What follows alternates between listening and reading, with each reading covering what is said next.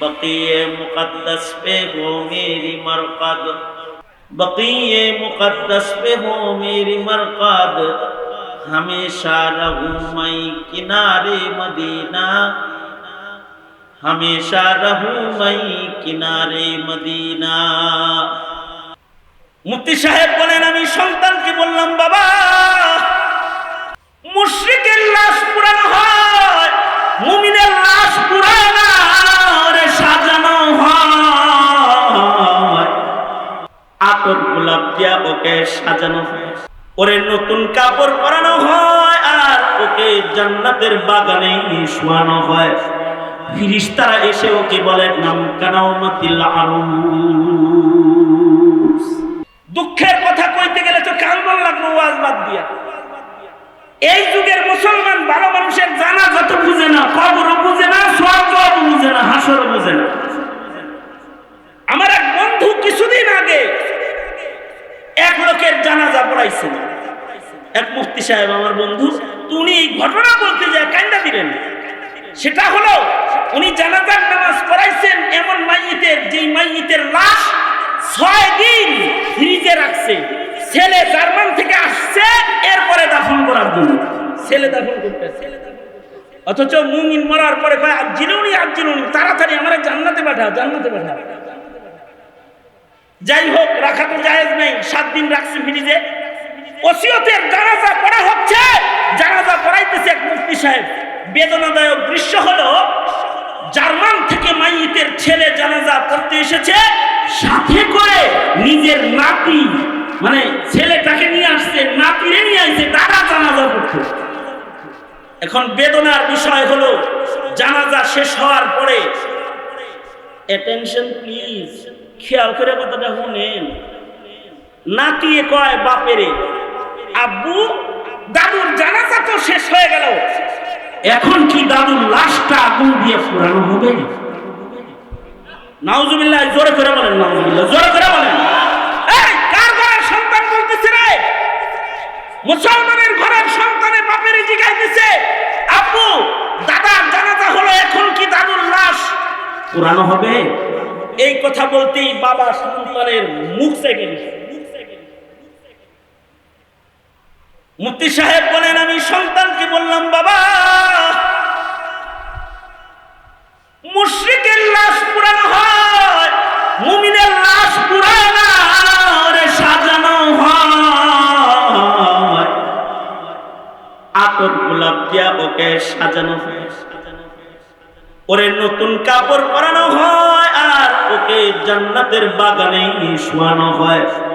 ফেরেশতারা এসে ওকে বলে নাম কানাউমাতিল আরুস। কখনো কখনো একটি কবরের কারণে গোটা এলাকার কবরস্থানের সকল মাইয়িতের কবরের আযাব মাফ হয়ে যায়, একটা নেককারের কবরের কারণে। এই কারণে মদিনাতুল মুনাওয়ারাতে কিয়ামত পর্যন্ত যত মাইয়িতরা ঘুমাইবে, আশা করা যায় তাদের কবরের আযাব মাফ। আর একটা দামি গুরুস্থান আছে জান্নাতুল মুআল্লা, যেখানে ইসলামের পয়লা মুসলমান হযরত খাদিজাতুল কুবরা ঘুমাইছেন, যেখানে সাহাবায়ে কেরাম ঘুমিয়ে আছেন। আশা করা যায় তাদের কবরের কারণে হুদুদে হারাম মক্কার সকল মাইয়িতের কবরের আযাব মাফ।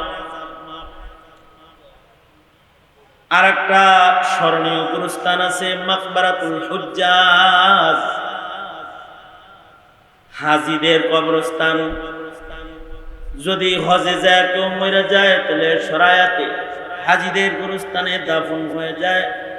আশা করা যায় ইহরাম করা কোনো মাইয়িত যারা আল্লাহর নামে ঘর থেকে বের হয়েছে, তাদের কবরে আসমানের মালিক আল্লাহ আযাব দিবে না। বিক্ষিপ্ত আকারে কবর হলে কবরের হালাত দুষ্কর হয়, মুশকিল হয়।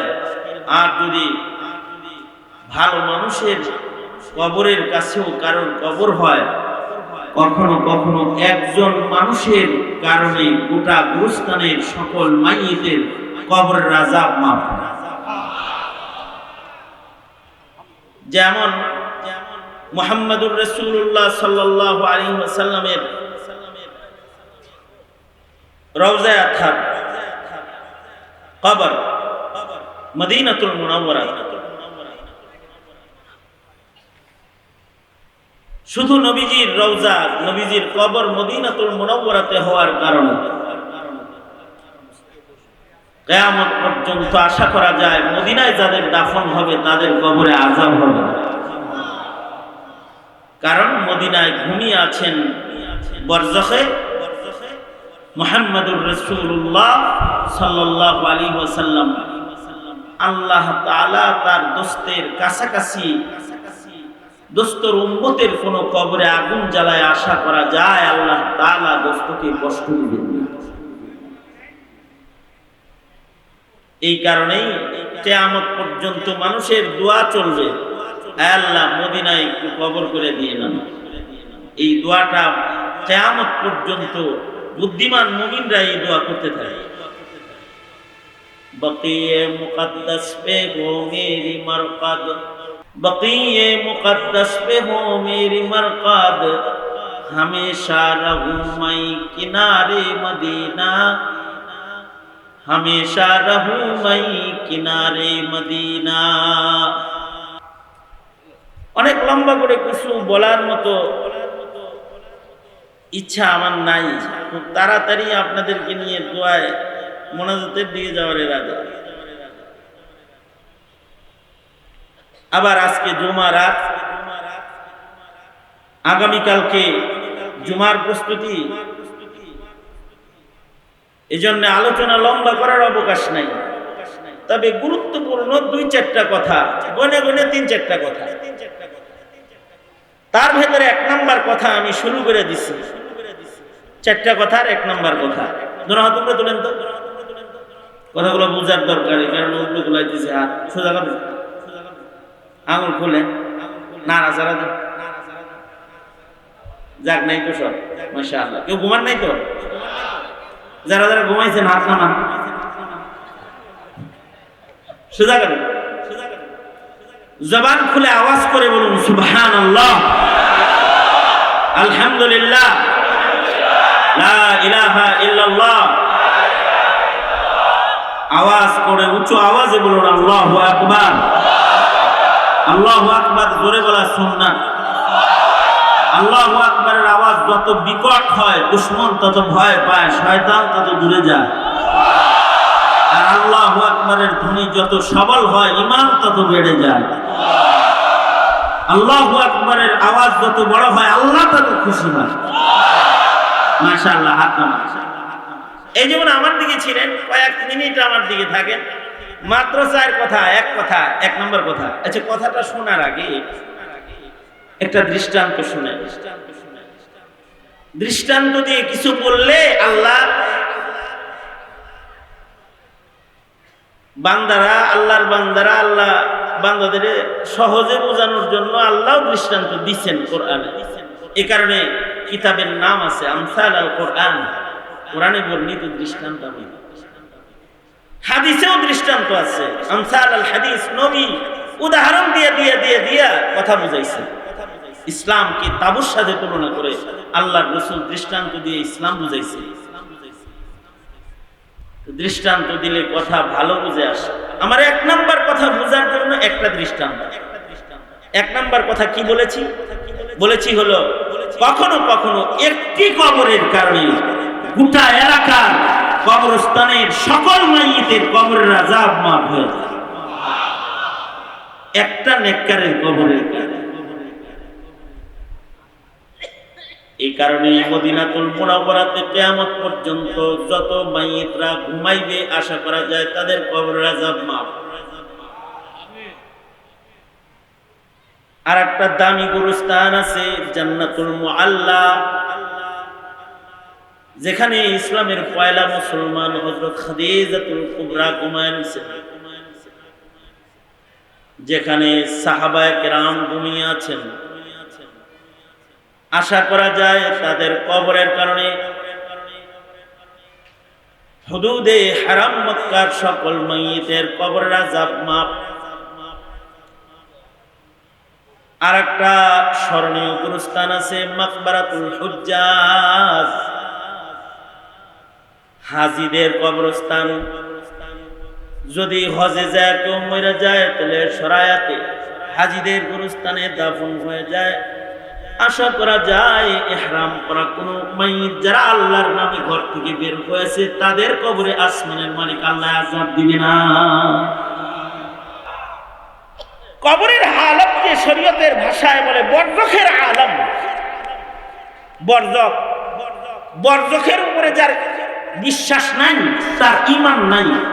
নতুন প্রজন্মের বরজখের উপরে ঈমান নাই। এ কারণে অনেকেই কবরের আযাব মানে না। মনে রাখতে হবে, যারা কবর বুঝে না, কবর মানে না, ওদের ঈমান নাই। ওরা আল্লাহও বুঝে না, রাসূলও বুঝে না। বরজখ মানতে হয়। যে বরজখ মানে না, এটা কোরআন মানে না, হাদিস মানে না। নাস্তিকরা মনে করে কবরে কোনো আযাব নাই, কবরে কোনো জান্নাতও নাই। নাস্তিকদের ধারণা এটা। নাস্তিকরা মনে করে কবরে গেল, লাশটা পচে গেল, মাটির সাথে মিশে গেল, বাস কিচ্ছা শেষ। আসলে কি কিচ্ছা শেষ? কেবল কিচ্ছা শুরু। বেটা কিচ্ছা কি? একদিন তো হাওয়ার উপরে ছিলি দুনিয়াতে। মরার পরে হলো আসল জগৎ শুরু, হয়তো জান্নাত নয়তো দোজখ। মৃত্যুর পরেই হয়তো জান্নাতে চলে যায়, নয়তো আগুনে চলে যায়, নয়তো বাগানে চলে যায়। এই কারণে আল্লাহর রাসূলকে দুনিয়ার মাটিতে জান্নাতের বাগান দেখাইতে আল্লাহ তাআলা মিরাজের রাত, এই কথা খেয়াল করার মতো, খেয়াল করে না শুনলে কিছু মনে থাকতো না। আল্লাহর রাসূলকে মিরাজের রাতে আল্লাহ তাআলা মসজিদুল হারাম থেকে মসজিদুল আকসায় যে নিছেন, বুরাক যুগে আল্লাহর নবীকে মসজিদে হারাম থেকে আল্লাহ তাআলা মসজিদুল আকসায় নিছেন ফিলিস্তিন। সুবহানাল্লাযী আসরা বিআবদিহি লাইলান মিনাল মাসজিদিল হারাম মিনাল মাসজিদিল হারামি ইলাল মাসজিদিল আকসা। পবিত্র মহান সত্তায় মসজিদে হারাম থেকে মসজিদে আকসা পর্যন্ত তার বান্দাকে সবর করাইছে। কি জন্য সবর করাইছেন? লিনুরিয়াহু মিন আয়াতিনা। এর তাফসীরে মুফাসসিরিন বলেন কি আয়াত দেখানোর জন্য, কি দেখানোর জন্য নবীকে মসজিদে আকসায় নিছেন? মসজিদে আকসার আশপাশে যেহেতু লক্ষাধিক নবীর আগমন ঘটেছে, এই মসজিদুল আকসার আশেপাশে 70,000-এরও বেশি পয়গম্বরের কবর আছে। এই সব দেখানোর জন্য, নবীদের সাথে জিয়ারত করার জন্য, নবীদের কবরের হালত দেখানোর জন্য আল্লাহ তার বন্ধুকে সফর করায়া মক্কাতুল মুকাররমা থেকে মসজিদুল আকসা পর্যন্ত নিয়েছেন। আল্লাহু আকবার করে বলেন। এবং আল্লাহর রাসূল মেরাজ থেকে এসে কবরের বর্ণনাও দান করছেন। আল্লাহর রাসূল বলেন, আমি যখন যাইতেছিলাম জাবালে আহমার বরাবর, সেখান থেকে খুশবু বের হইতেছে। জিবরাইলকে বললাম, খুশবু কিসের? এটা ইমানদারের কবরের খুশবু। সুবহানাল্লাহ, আর আস্তে করে বলেন। হযরত আসিয়া সহকারে ফিরাউনের ঘরে যারা শাহাদাত বরণ করেছে, ইমানদার ওরা এই নিচে ঘুমায় রয়েছে, ওদের কবর থেকে খুশবু বেরোতেছে। খুশবু জান্নাতের কবরের খুশবু। মেরাজ থেকে এসে আল্লাহর রাসূল বলেন, আল্লাহর রাসূল সাল্লাল্লাহু আলাইহি ওয়াসাল্লাম বলেন, নিচের দিকে নজর করে আল্লাহর রাসূল তাকায় দেখে মুসা নবীর কবরের ভেতরে পয়গম্বর মুসা কবরের ভেতরে দাঁড়িয়ে নামাজ পড়তেছে। কবরের হালত দেখতে দেখতে মসজিদুল আকসা। এ কারণে কবর হয়তো আগুন হয়, নয়তো বাগান হয়। আল্লাহর রাসূল বলতেছেন, আল কবরু রাউযাতুম মিন রিয়াজিল জান্নাহ আও হুফরাতুম মিন হুফারিন নার। এখন আপনারা বলুন, আমরা কি এখানে কেউ এমন আছি যারা কবরে যাওয়া লাগবে না? আছেন কেউ এরকম? এখানে কেউ আছেন? সবার কবরে যাইতে হবে এই বিশ্বাস তো সবার আছে। এখন প্রশ্ন হলো, আপনার কবর কি আপনি আগুন বানাইবেন না বাগান বানাইবেন? এটা হলো কথা। কখনো কখনো কবরের পরিবেশ ভালো হলেও কবর জান্নাতের বাগান হয়ে যায়। এটা আমার এক নম্বর কথা। আমি যে ওয়াজটা করলাম এতক্ষণ, এই ওয়াজটাই করতেছিলেন। মনে আপনি দাঁড়ায় রয়েছেন কেন? এই দাঁড়ায় রয়েছেন কেন? আমার নজর আপনার উপর পড়তেছে, ব্রেনে বাড়ি দেয়, বসেন। তা আমি যে বয়ানটা করলাম, এই বয়ানটা কাসেম নানতুবির আগে ছিলেন। কাসেম নানতুবি হলেন হুজ্জাতুল ইসলাম, কাসিমুল উলুম ওয়াল খায়রাত। কাসেম নানতুবি রাহমাতুল্লাহি আলাইহি, যিনি মাদ্রাসা শিক্ষার প্রতিষ্ঠাতা। উনি যদি দারুল উলুম দেওবন্দ না করত, তাহলে শাহবাগ চত্বরের নাস্তিকের শুধু একটা মিছিল তোমাদের নজরে পড়তো না। ভারতবর্ষে নাস্তিক পাইতা, ভারতবর্ষে মুসলমান পাইতা না। কারণ কাসেম নানতুবি মাদ্রাসা প্রতিষ্ঠা করেছেন বিধায়ী, এখান থেকে জন্মগ্রহণ করেছে দাওয়াত ও তাবলীগ, এখান থেকেই জন্মগ্রহণ করেছে খানকাহ-ই নিজাম, এই মাদ্রাসাগুলো থেকেই জন্মগ্রহণ করেছে ওয়াজ আর নসিহত, এই মাদ্রাসাগুলো থেকেই জন্মগ্রহণ করেছে ইংরেজ খেলাও আন্দোলনের মুজাহিদের কাফেরা, যারা ইংরেজকে তাড়িয়েছিল। এই কাসেম নানতুবি রাহমাতুল্লাহি আলাইহি উনি এই বয়ানগুলো করতেছিলেন। তো ওনাকে একজন একটা প্রশ্ন করছেন। যিনি প্রশ্ন করেছে তার নাম হলো আল্লাদিন। নাম কি? কে প্রশ্ন করছে? আল্লাদিন। আল্লাদিন একজন মূর্খ সাধারণ মানুষ, হযরত কাসেম নানতুবির খাদেম। সে প্রশ্ন করে বলে, ঈমান নাই, আমল নাই, ভালো মানুষের কবরের লগে কবর হইলেই জান্নাত। জিনিসটা কিন্তু কাসেম নানতুবি আল্লাদিনের বুঝে আসে নাই। আমার এখনকার আলোচনাটা বুঝলেই কোন কবরস্থানের দরকার কেন এটা বুঝে আসবে। কবর যদি বিক্ষিপ্ত হয়, তাহলে কবরের পারে বৈশা, বাপের কবরে পাশে বৈশা ছেলে পেশাব করে।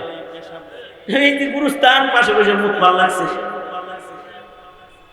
আমি নিজে গেছি রংপুরে, এক এলাকায় যায় দেখি, মানে পার্সোনাল দাওয়াতি কাজে রংপুর মিঠাপুকুর এলাকায় আমি গেছি, যায় দেখি গোটা থানার ভেতরে একটা গুরুস্থান নেই। দেখি কবরের পারে বসে বসে তাস খেলে, নাতিরা দাদার কবরের পাশে তাস খেলা লাগছে,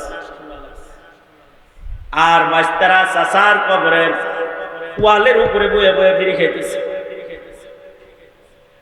আমি এলাকার নেতাদের বললাম, গুরুস্থান নাই, এত আলাদা আলাদা কবর কেন? কয় আমার এলাকায় কবরস্থান নাই। আল্লাহর রাসূল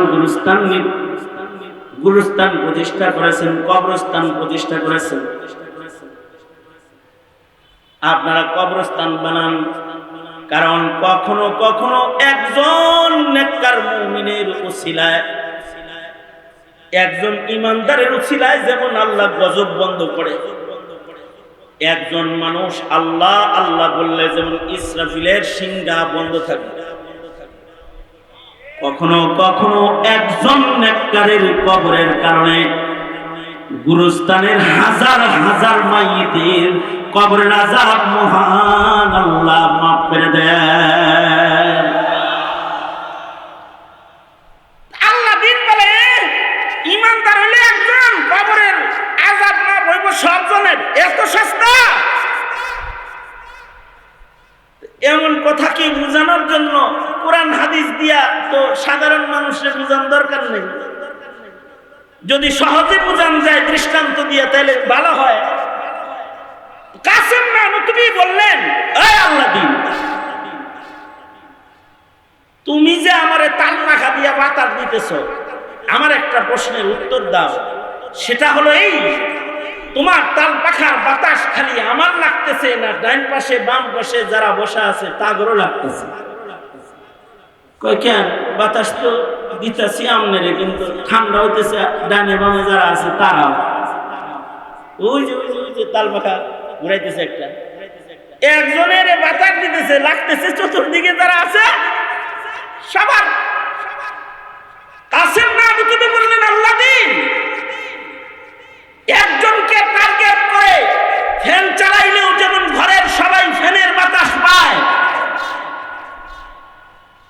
জান্নাতের বাতাস যদি কারোর কবরে প্রবাহিত হয়ে যায় তো তার কারণে গুরুস্থানের সবার কবরের আযাব বন্ধ হয়ে যায় কখনো কখনো।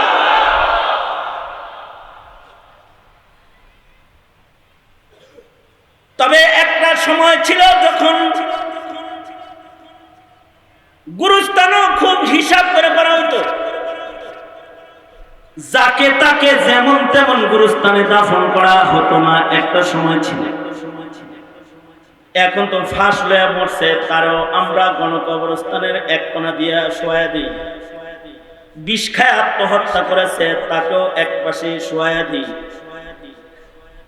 প্রেমে ফেল করছে দেখা সুইসাইড করছে। প্রেমে ফেল মানে একজনের কইছিল আই লাভ ইউ, ও কইছে নো লাভ ইউ।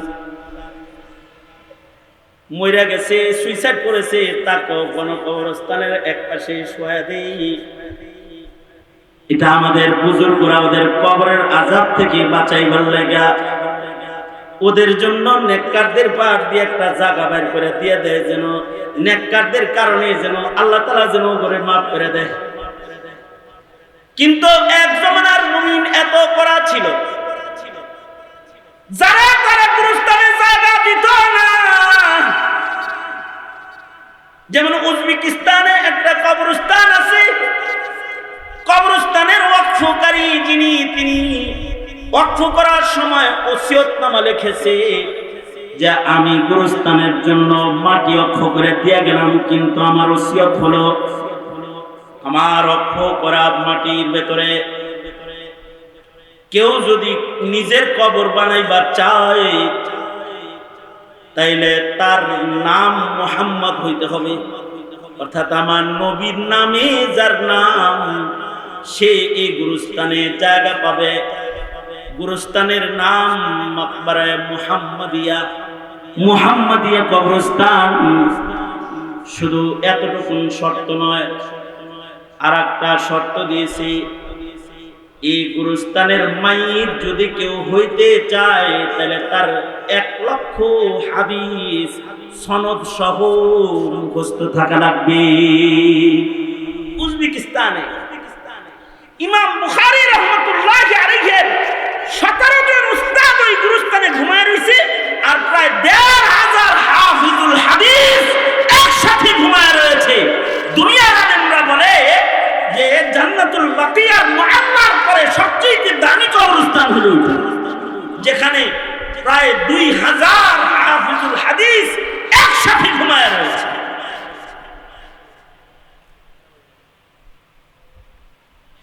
সাহেবে হেদায়াত আমাদের ইমানদাররা, আমাদের বাপ দাদারা আমাদের উপরে রহম করছেন।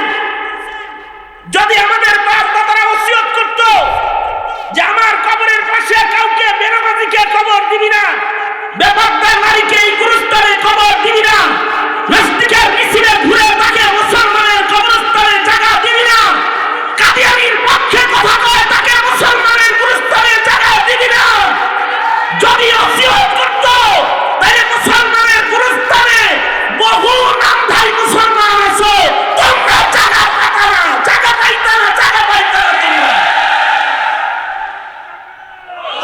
কিন্তু আমাদের বাপ দাদারা এমনকি শর্ত দেয় নাই, তোমার ঘরে দোজখের আগুন থেকে কোনো না কোনো ভাবে বাঁচাইতে চায়। এটাও নবীর নায়েব হওয়ার কারণে। তাছাড়া মৌলবীরা কইছে যে আমরা হাফেজরা সব এক জায়গায় ঘুমাবো, কোন জাহেলের লগে ঘুমাবো না। মুফতিরা বলতো যে মুফতিরা সব এক গুরুস্থানে ঘুমাবো, পাবলিকের লগে আমরা নাই। তাবলিগরা বলতো যে আমরা চিল্লারা সব একসাথে ঘুমাবো, তোরা যারা চিল্লা চিল্লি করছ তোর লগে আমরা নাই। কিন্তু এমনটি কথা তারা বলে নাই, তোমার করে দূরে সরায় নাই। কেন? তারা যে নাইবি নবী এর লেগে নবীজিও চেষ্টা করছে শেষ পর্যন্ত মুনাফিকের কবর রাজাব মাফ করানোর লেগে আল্লাহর রাসূল চেষ্টা করছে। মুনাফিকদের সর্দার আব্দুল্লাহ ইবনে উবাই ইবনে সুলুল মৃত্যুর আগে মুনাফিকের সর্দারে নিজের ছেলে আব্দুল্লাহ ইবনে আব্দুল্লাহ সাহাবীকে কয়, আগের মুনাফিকরাও এখনকার যুগের নাস্তিকের চাইতে ভালো ছিল। ভালো যে ছিল তার একটা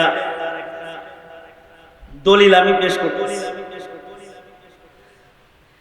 মুনাফিকদের সর্দার আব্দুল্লাহ ইবনে উবাই ইবনে সুলুল নিজের ছেলে আব্দুল্লাহ ইবনে আব্দুল্লাহকে কয়, বেটারে তুই তো সাহাবী, বাপ হয়ে তুই সন্তানের কাছে আমার একটা আবেদন, আমি মরে গেলে তোর রাসূল দিয়া আমার জানাজাটা তুই পড়াইস। আমার মন বলে হাবিবুল্লাহ যদি আমার জানাজার নামাজ পড়ায় মহান আল্লাহ হয়তোবা আমারে মাফ করে দিবে। তার মানে বোঝা যায় মুনাফিকেরও কবরের উপরে ঈমান। জোরে বলেন, জোরে বলেন, জোরে বলেন, আরো জোরে আওয়াজ করে বলেন কি? মুনাফিক, ইন্নাল মুনাফিকিনা ফিদ দারকিল আসফালি মিনান নার। আল্লাহ কয় মুনাফিকরা দুজকের নিম্ন জায়গায় অবস্থান করবে, কাফেরের চেয়ে নিচে।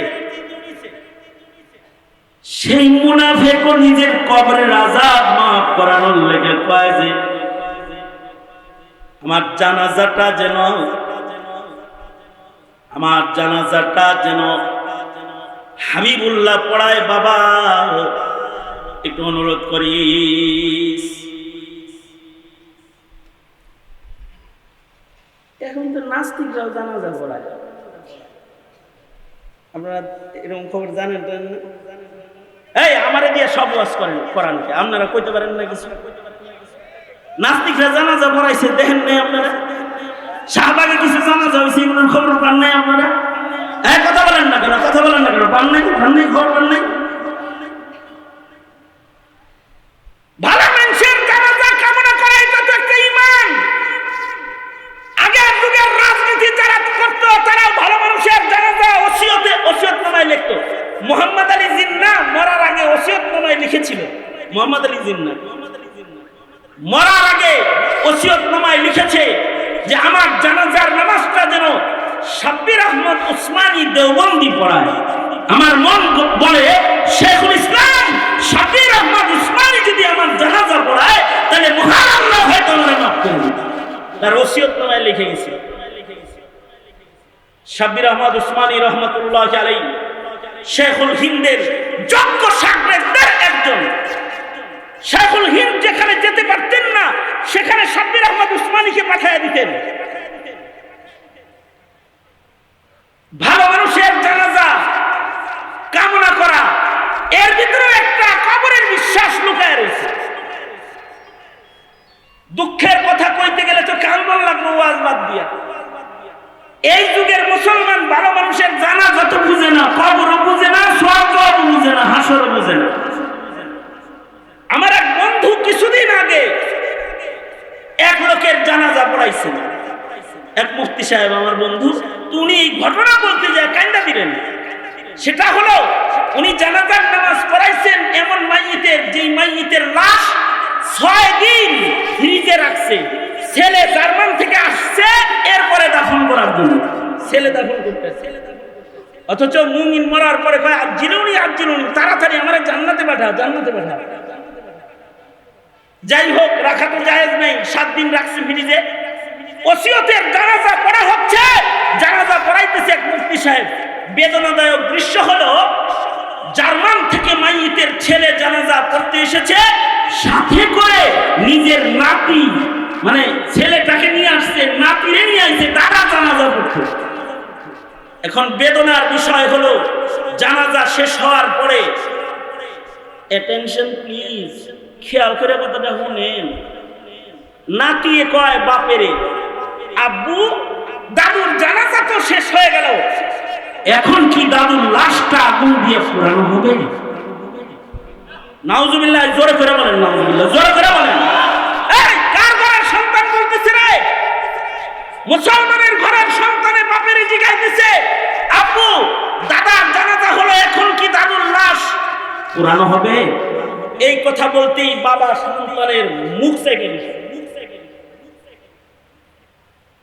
মুফতি সাহেব বলেন, আমি সন্তানকে বললাম, বাবা মুশরিকের লাশ পুরানো হয়, মুমিনের লাশ পুরায় না, ওরে সাজানো হয়, আতর গোলাপ দিয়া ওকে সাজানো হয়, ওরে নতুন কাপড় পরানো হয়, আর ওকে জান্নাতের বাগানে শোয়ানো হয়। ফিরিস্তারা এসে ওকে বলে, নাম কানাউমাতিল আরুস, বাসরের ঘুম ঘুমাও, ইসরাফিলের বাঁশি পর্যন্ত ঘুমাইবা, আর কেউ তোমার ডাক দিবে না। আল্লাহু আকবার, জোরে করে বলেন। এই বাবা, মুশরিকের লাশ পোড়ানো হয়, মুমিনের লাশ পোড়ানো হয় না। জরায়েত হইরা মুফতি সাহেব বলেন, আমি কাঁদতে লাগলাম। বেদনার বিষয় হলো, বর্তমান সমাজের নবপ্রজন্মের দ্বীনি জ্ঞান এত কম, মরার পরে লাশ কি করা লাগে তা পর্যন্ত মুসলমানে জানে না। দাফনের জন্য অন্য মানুষ ডাইকা আনতে হয়, দাফন করতে হবে তাও জানে না। অবশ্য হিন্দি ছবি দেখতে দেখতে মরার পরে হিন্দুর লাশ পোড়ানো হয়, এটা জানে। নিজের গ্রুপের মানুষের মরার পরে কি হয় তা না শিখার কারণে বাপেরে জিগায় দাদার লাশ পোড়ানো হবেনি। অপেক্ষা করো, যদি এমন মূর্খতার শিকড় গভীরে যাইতেই থাকে, তাহলে ওই দিন বেশি দূরে নয় যে হিন্দি ফিল্মের নকল করে বাপ তার সন্তান তার বাবার লাশ আগুন দিয়ে পুরাবে, দাফনের জন্য গুরুস্থানে নিবে না। অপেক্ষা করো, অপেক্ষা করো। এদেশের মোল্লা করে জঙ্গি বইলা তাদের মুখে তালা লাগাইতে চাও, তোমার খবর চেনার মতো কেউ এই জমিনে থাকবে না, থাকবে না, থাকবে না। তোমার ভাগ্যাকাশে এক অন্ধকার ঝুলন্ত অবস্থায় আছে, মৌলবীর বিরোধিতা করবা তো অন্ধকার নেমে আসবে, আলোর ফোয়ারা বন্ধ হয়ে যাবে।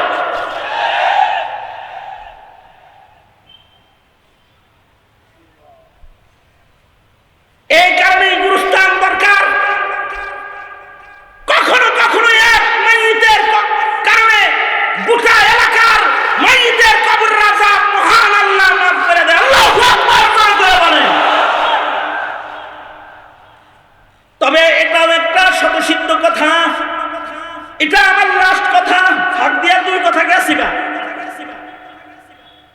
এটা আমার লাস্ট কথা। সেটা হলো, তবে কখনো কখনো ভালো জায়গায় কবর হইলেও লাভ হয় না, কখনো কখনো রাসূল জানাজা পড়াইলেও লাভ হয় না, যদি ঈমান নষ্ট হয়ে যায়। আব্দুল্লাহ ইবনে উবাই ইবনে সুলুলের কবরের আযাব মাফ করানোর জন্য ওসিয়ত করতেছে, রাসূলকে বইল আমার জানাজা পড়াইতে। সন্তান বলে, আব্বা তুমি আয়েশা সিদ্দিকারে তুহমত তুমি লাগাইছো না, তুমি রাসূলরে গালি দিছো না যুদ্ধের মাঠে, তোমার মতো মুনাফিকের সর্দারের জানাজা যদি সরবারে দু আলম নবী পড়াইবেন, মুনাফিক কিন্তু নবীর ব্যাপারে কত দামি কথাটা কয়। আব্দুল্লাহ তুই তোর রাসূলরে চিনিস না, আমি জালেম যত বড় তোর নবীর মায়া তার চাইতে অনেক বড়। তুই পয়লা দেখিস সে আমার জানাজা পড়াবে। সত্য সত্যই মুনাফিকের সর্দার বলে গেল। ছেলে সাহাবী বাপের লাশ গোসল দিল, কাফন পরায়া আব্দুল্লাহ ইবনে আব্দুল্লাহ রাসূলের কাছে যায় বলে, ও সরকার, আজকে আপনার সাহাবী একটা জিনিস ভিক্ষা চাইতে এসেছে আপনার কাছে। ও আল্লাহর নবী, আমার বাবা মুনাফিকদের সর্দার, কিন্তু আমার বাপ মরে গেছে। আমি আমার সন্তানকে নিজের হাতে গোসল দিয়েছি, আতর গোলাপ কর্পূর দিয়া আমি আমার বাবাকে সুন্দর করে সাজাইছি। ওগো সরকার, আমি জানাজা তৈয়ার করেছি, রহমাতুল লিল আলামিন নবীর কাছে সন্তান হইয়া বাবার জানাজাটা ভিক্ষা চাইতে এসেছি। ওগো আল্লাহর নবী, আপনি কি একটু আমার বাপের জানাজাটা পড়াই দিবেন? আমার মন বলে, আপনি আমার বাবার জানাজা পড়াইলে হয়তো মহান আল্লাহ আমার আব্বারে মাফ করে দিবেন। আল্লাহর রাসূল সাল্লাল্লাহু আলাইহি ওয়াসাল্লাম দাঁড়িয়ে গেছেন, জানাজা পড়ানোর জন্য রাসূল রওনা করেছেন। হযরত ওমর পিছন থেকে রাসূলকে টেনে ধরে কয়, সূরা মুনাফিকুন নাযিল হইছে, মুনাফিকের সর্দারের জানাজা পড়াইতে কি লেগা যান? আল্লাহ না বলছে 70 বার ইস্তেগফার করলো মুনাফিককে আল্লাহ তাআলা maaf করবে। আল্লাহর রাসূল ওমরের হাত সরায় দিয়ে বলে, ছাড়ো ওমর, আমারে যাইতে দাও। আল্লাহ 70 বারের কথা বলেছে, আমি 70 বারের চাইতে বেশি 70 মাররা বলেছে, আমি 70 বারের চাইতে বেশি করে ওর জন্য ইস্তেগফার করব, তারপরে মহান আল্লাহ যেন ওরে maaf করে দেয়। হাদিস শরীফে এসেছে, আল্লাহর রাসূল জানাজা পড়ালেন। শুধু তাই করে নাই, আল্লাহর রাসূল নিজের গায়ের জামা খুইলা কাফন বানায় মুনাফিকের সর্দাররে দিয়ে দিলেন। আমার গায়ের জামার বরকতাও যদি ও আযাব থেকে বাঁচে। শুধু তাই করে নাই, হাদিসে আছে আল্লাহর নবী নিজের মুখের লুআব লালা জিহ্বা দিয়া বাইর কইরা আল্লাহর রাসূল শাহাদাত আঙ্গুলিতে লইয়া আল্লাহর নবী নিজের হাতে লালা আব্দুল্লাহ ইবনে উবাই ইবনে সুলুলের মুখের ভেতরে দিয়ে দিলেন, যেন রহমাতুল লিল আলামিনের মুখের লালার বরকতে যেন মুনাফিকদের কবরের আযাব আল্লাহ maaf করে দেয়। এত দয়া মায়া রাসূলের কেন? কারণ রাসূল কবরের আযাব দেখে এসেছেন, জাহান্নামের গর্জন দেখে এসেছেন। এ কারণে পয়গম্বর চায় না কোনো মানুষ দোজখের আগুনে নিক্ষিপ্ত হয়ে যাক। শেষ পর্যন্ত নিজের মুখের লালাটা পর্যন্ত মুনাফিকের মুখের ভিতরে দিয়ে দিল, যেন আল্লাহ তার কবরের আযাব maaf কইরা দেয়। কিন্তু আল্লাহ তাআলা ঈমান না থাকলে কাউকে ক্ষমা করে না। আল্লাহ তাআলা বন্ধুকে ডেকে বলে, বন্ধু, একটা মুনাফিকের জানাজা পড়াইতে কি বলেছে? আপনাকে যার ঈমান নাই এমন মুনাফিকের জানাজা আপনি পড়াইলেন, সাবধান করে দিলাম আপনাকে, সামনের থেকে কোন মুনাফিকের জানাজার নামাজ আপনি আর পড়াইবেন না। ওয়ালা তাকুম আলা কবরিহিম, শুধু জানাজা পড়াবেন না তা না, কোন মুনাফিকের কবর জিয়ারত আপনি করবেন না। মুহাম্মদুর রাসূলুল্লাহ সাল্লাল্লাহু আলাইহি ওয়াসাল্লামের ওই তরফ যদি নবীর নায়েব ইমাম আলেম উলামা হাফেজ আলেমদের হৃদয়ে না থাকতো, তাহলে যারা মোল্লার ইজ্জতে আক্রমণ করো, নবীর সুন্নতকে যারা গালি দাও, এদেশে মানবীরা তোমাদের জানাজার নামাজের ইমামতিও করতো না, জানাজার নামাজও পড়াইতো না। কিন্তু তোমাদের জানাজার জন্য পড়ায় জানাজার কারণেও যদি আল্লাহ তোমা করে মাফ করে দেয়, তবে মনে রাখো মোল্লায় জানাজা পড়াইলেই কবরের আযাব মাফ হয় না। মুনাফিকের সর্দারের কবরের আযাব নবীর জানাজা দিয়েও মাফ হয় নাই। সঙ্গত কারণে কবরে যাওয়ার আগে ঈমান আমল ঠিক করো। ওয়াবুদ রাব্বাকা হাত্তা ইয়াতিয়াকাল ইয়াকিন, এটা হলো শেষ কথা। গুরুস্থানে কবর হলে কখনো কখনো কবরের আযাব মাফ হয়, কিন্তু ঈমান আমল ছাড়া কবরে গেলে কোনো কিছুই দিয়া কবরের আযাব থেকে রক্ষা পাওয়া যায়। জোরে আওয়াজ করে বলে। এই বিষয়টা যদি বুঝে এসে থাকে, গুরুস্থানও চাই, ঈমান আমলও ঠিক করতে চাই, ঠিক কিনা? কারা কারা এই কথাটা বুঝছেন হাত তুলে? তাহলে ওয়াদা করুন, বলুন ইয়া আল্লাহ। হ্যাঁ না, আওয়াজ করে ওয়াদা করুন, ইয়া আল্লাহ ওয়াদা করিতেছি শিরক করব না, ওয়াদা করিতেছি নামাজ কাজা করব না, ওয়াদা করিতেছি রমজানের রোজা ভাঙব না, ওয়াদা করিতেছি আলেমদেরকে গালি দিব না, নবীর দুশমনকে প্রশ্রয় দিব না। চিল্লায়া বলেন ঠিক কিনা?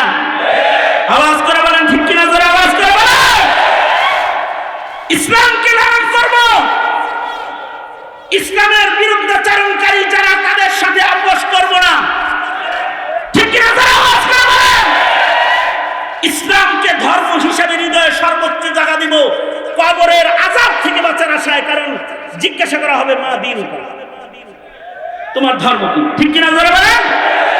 আলেমদের পক্ষে থাকবো না বিপক্ষে? জোরে আওয়াজ করে বলেন পক্ষে না বিপক্ষে? আলেম ওলামা যেখানে, আলেম ওলামা যেখানে ঈমান আমল বাঁচাতে কোরআন শিখবো শিখাবো, কোরআন হাদিস যেখানে, জোরে আওয়াজ করে বলেন আমরা আছি সেখানে। আল্লাহ তুমি কবুল করো। চিল্লায়া জোরে কোন আমিন। আরো জোরে আওয়াজ করে বলেন আমিন। আরো জোরে আওয়াজ করে বলেন আমিন। আর গুরুস্থানের দরকার আছে কবরের আযাব মাফ হয়, ঠিক কিনা? দরকার আছে না নাই? এই গুরুস্থানের সাথে শুধু শাহিন কমিশনার সাহেব না আপনারা সবাই, মেয়র সাহেব না আপনারা সবাই ইনশাআল্লাহ বলেন, সুদা করেন ইনশাআল্লাহ, মালি সদকা করুন ইনশাআল্লাহ বলেন, হাত মান পকেটে হাত ঢুকায় দেন, নগদের উপর একটা ফান্ড এদেরকে দিয়ে দেন। 1 টাকা করে দিলেও হাজার হাজার জনতা অনেক টাকা হবে। আর খাতা নিয়ে যে বসে আছে, কাগজ কলম নিয়ে বসে আছে, তাদের কাছে একটু নাম লেখায় দেন। কবরস্থান নির্মাণে আমি বেশি লোক নাম লেখাবো না, মাত্র 4টা লোকের নাম লেখাবো, তাও ছোট ছোট অঙ্ক। একজন মানুষকে আমি নাম লেখাইতে পারি যে 20,000 টাকা দিবেন। ভাই এখন বুঝেন না কেউ, 5 মিনিটের ভিতরে দোয়া হবে, থাকলে একটু আদা করে আলাদা। গুরুস্থানের জন্য 20,000 টাকা। আব্দুল কাদের সাহেব, মান্নান সাহেবের ছোট ভাই 50,000 টাকা। মারহাবা বলেন। আচ্ছা 20,000 টাকা কার নাম লেখাবো?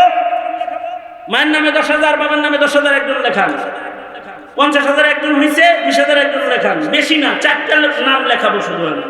20,000 টাকা লেখাইবেন এমন একজন লেখাই দেন। স্টেজে যারা আছেন মা বাবার নামে 20,000 টাকা পুরস্কার। কার নাম আসছে? মাওলানা মনির ভাই 20,000 টাকা। আর 20,000 টাকা কি? 3 নাম্বার হযরত উসমান বরাবর। হযরত উসমানের সাথে আল্লাহ তাআলা জান্নাত দেয়। এই দোয়াটা কইরা যান, দোয়ার বড় আহমিয়ত আজকে। জুমারা দোয়ার অনেক দাম, নড়াচড়া করেন না। সভাপতি সাহেব আতর রহমান সাহেব আমার মহব্বতের বড় ভাই, উনি বলছেন যে কিছু চান, তাই চাইতেছি। তাছাড়া এখনই রাত 12:30টার সময় কেউ টাকা চায় কারোর কাছে? দুনিয়ার কোনো মাহফিলের রোম নাই। এই শোনেন, হ্যাঁ মাওলানা মঞ্জুর 20,000 কো। ওই 23 নম্বর ওয়ার্ডের সাবেক কাউন্সিলর আমার বন্ধু, ওনার আব্বার জানাজা আমি পড়াইছি। উনি তখন জেলখানার ভিতরে ছিল। ওনার বাবার জানাজা আমি পড়াইছি, আমি দাফন করছি কবরের পরে দাঁড়ায় থেকে। এর জেলখানায় ছিল। সাবেক কাউন্সিলর মাওলানা মঞ্জুর উনি 20,000 টাকা। আর কে? কাউন্সিলরের চাচাতো ভাই জাহাঙ্গীর আকন্দ 20,000 টাকা। কয়জন হলো? এই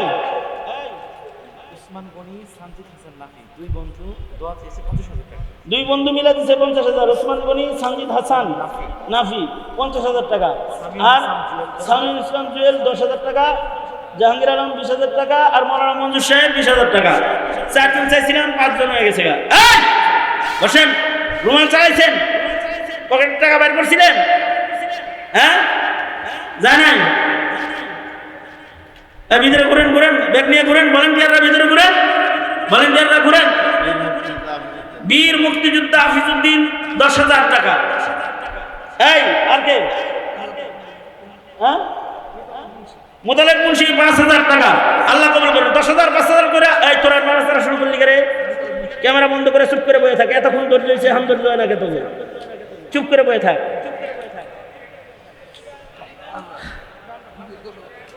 হ্যাঁ, আল্লাহ কবুল করেন। এই রুমালগুলো তাড়াতাড়ি ভিতরে আসেন, তাড়াতাড়ি আসেন। এটা জাস্ট একটা ভান গঠনের জন্য একটা হরকত করা হলো শুধু। এই ওয়ার্ডের সাবেক মেম্বার কফিল মাহমুদ সাহেব 10,000 টাকা। আল্লাহ কবুল করেন, আমিন বলেন। এই মাইয়িতদের ইসালে সওয়াবের নিয়তে একবার সূরা ফাতিহা, 3বার সূরা ইখলাস আওয়াজ করে বলেন আমার সাথে। বিসমিল্লাহির রহমানির রহিম। আলহামদুলিল্লাহি রাব্বিল আলামিন। الرحمن الرحيم مالك يوم الدين إياك نعبد وإياك نستعين اهدنا الصراط المستقيم صراط الذين أنعمت عليهم غير المغضوب عليهم ولا الضالين آمين بسم الله الرحمن الرحيم قل هو الله أحد الله الصمد لم يلد ولم يولد ولم يكن له كفوا أحد بسم الله الرحمن الرحيم قل هو الله أحد الله الصمد لم يلد ولم يولد ولم يكن له كفوا أحد بسم الله الرحمن الرحيم قل هو الله أحد الله الصمد لم يلد ولم يولد ولم يكن له كفوا أحد صلى الله على سيدنا ومولانا محمد وعلى آله وأصحابه وبارك وسلم মাসুদ ভাই 5,000 টাকা। আর কে? সাইজুদ্দিন ভাই 5,000 টাকা। আল্লাহ কবুল মঞ্জুর করেন। যারা যারা লেখাইবেন গোপনে লেখাই দিবেন। দুঃখিত যে সময় নিয়ে কালেকশন করিতে পারিলাম না বিধায় মানসিকভাবে আপনারা বিপর্যস্ত হইবেন না, ঠিক আছে? রাত অনেক হইয়া গিয়েছে। যার যার দান করতে মনে চায় খুশি মনে লেখাইয়া দিবেন। কাউন্সিলরকে সহযোগিতা করবেন। কই কাউন্সিলর কো গেছে নাকি? হ্যাঁ, আমার তুই আছে গেছে গা আছে। আচ্ছা, আল্লাহ কবুল করুন। তা সভাপতি সাহেবকে নেক হায়াত আল্লাহ দান করেন। এলাকার মুরব্বী, এখনই দোয়ার দিকেই চলে যাব। আমি অনুরোধ জানাবো ভাই দোয়া করে দেন। তো সবাই ইস্তিগফার করেন, সবাই সবার জন্য দোয়া। আল্লাহ আমাদের সবাইকে কবুল করেন। আল্লাহুম্মা আনতাস সালাম ওয়া মিনকাস সালাম ইলাইকা ইয়ারজিউস সালাম তাবারাকতা রব্বানা ওয়া তাআলাইতা ইয়া যাল জালালি ওয়াল ইকরাম। রব্বুল আলামিন মধ্যরাত গড়ায় রাত 12:30 বেজে গেছে। তোমার বান্দারা বসে রয়েছে। একটি কবরস্থানকে টার্গেট করে কিছু কথা বলা হয়েছে। গুরুস্থানের মূল্য বোঝানো হয়েছে। কবরের জগতের হালত তুলে ধরা হয়েছে। আল্লাহ, ভিক্ষুকের মতো 2টা হাত বাড়ায় ধরেছি, কাঙ্গালের মতো তোমার কাছে হাত তুলে মাপ চাই। জীবনের সব গুনাহ মাফ করে দাও। কার কি হাজাত হালাত সব তুমি জানো। নেক মাকসাদগুলো পূরণ করে দাও। কত আপনজন কবরে ঘুমায় রয়েছে। কারোর মা কবরে, কারোর বাবা কবরে, কারোর দাদা দাদি কবরে। সকলের কবরের আযাব মাফ করে দাও। মেয়র সাহেব তার বাবার জন্য দোয়া চেয়েছে, তার বাবাকে জান্নাত দিয়ে দাও। মায়ের খেদমত করতে পারে তৌফিক দাও। গাজীপুরবাসীর খেদমত করতে পারে তৌফিক দাও। কাউন্সিলর নেতৃবৃন্দ যারা এখানে উপস্থিত রয়েছে, যারা দেশ দশের খাদেম, ইখলাসের সাথে খেদমত করার যোগ্যতা সকলের তুমি দান করো। উলামা হযরত যারা এসেছেন, আল্লাহ তাদেরকে উত্তম জাযা, উত্তম বদলা দান করো।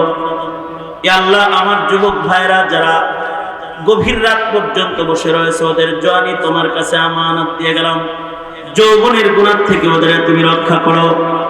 ইয়া আল্লাহ, বুড়াদের হযরত আবু বকর বানায় দাও, পর্দার আড়ালের মা বোনদেরকে ফাতেমা খাদিজা বানায় দাও। ইয়া আল্লাহ,